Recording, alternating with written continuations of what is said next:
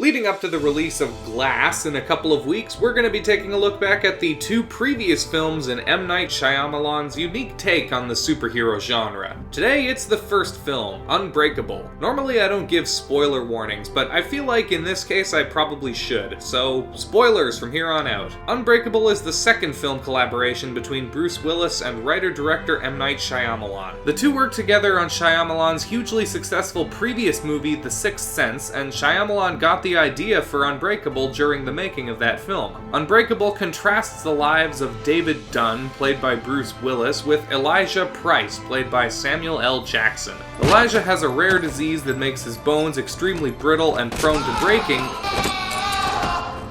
Oh my god, his bone-itis! While David discovers that he has superhuman strength, invulnerability, and the ability to sense others' experiences when he comes into contact with them. David first comes to this realization after a train crash that kills everyone else on board but leaves him completely uninjured. This leads to him being contacted by Elijah, who is an avid comic book enthusiast and has been searching all his life for people with superhuman abilities. If there is someone like me in the world at one end of the spectrum, couldn't there be someone else, the opposite of me at the other end?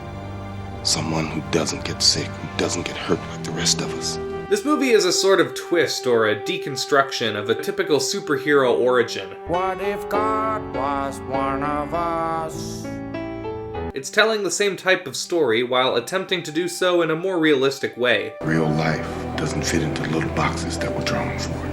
Released in the year 2000, this film was notably made several years before the quote-unquote realistic superhero movie phenomenon really began in earnest with films like Batman Begins. The story contains many of the hallmarks of a traditional superhero film. Bruce Willis's character David Dunn, of course, has an alliterative name, like many classic superhero characters like Bruce Banner, Peter Parker, Reed Richards, or Susan Storm. He's also got a tragic origin and a nemesis who stands in sharp contrast to him. In a comic, you know how you can tell who the arch villain's going to be? He's the exact opposite of the hero. David has an invulnerable body and devotes himself to helping others, while Elijah has a very fragile body, and it's revealed that a large part of his own life's mission involves killing lots of people. What a twist! One thing that I really like about this film is its many long takes meant to invoke comic book panels. The movie is made up almost entirely by these sorts of shots, and they go a long way towards giving the film a unique visual identity.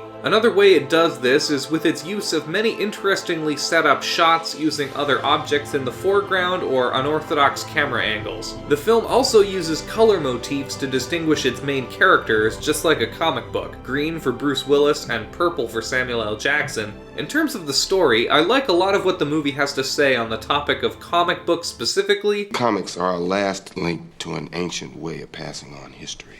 And the archetype of the superhuman dating back to ancient mythology in general. The Egyptians drew on walls.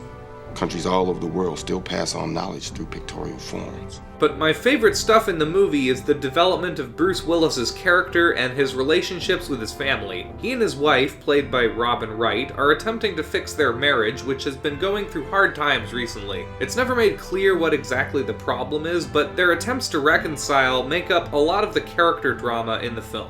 Like many of Shyamalan's movies, the central cast of Unbreakable give very muted, subdued performances. At the time, this would have also been a huge departure from the typical superhero or comic book type of movie, which were often played very, very over the top. Even the film's only action scene, if you can call it that, is played very slowly and methodically. Overall, I would say that Unbreakable is one of my favorite films from director M Night Shyamalan. However, in my opinion, it doesn't hold a candle to the next film we're looking at. Come on back next week to see my review of Split. Thanks for watching. If you liked the video, please be sure to hit that like button, subscribe on your way out, and check out some of these other videos up on my channel. Leave a comment down below letting me know your thoughts on Unbreakable and M Night Shyamalan in general. As always, thank you all very much once again for watching, and take care.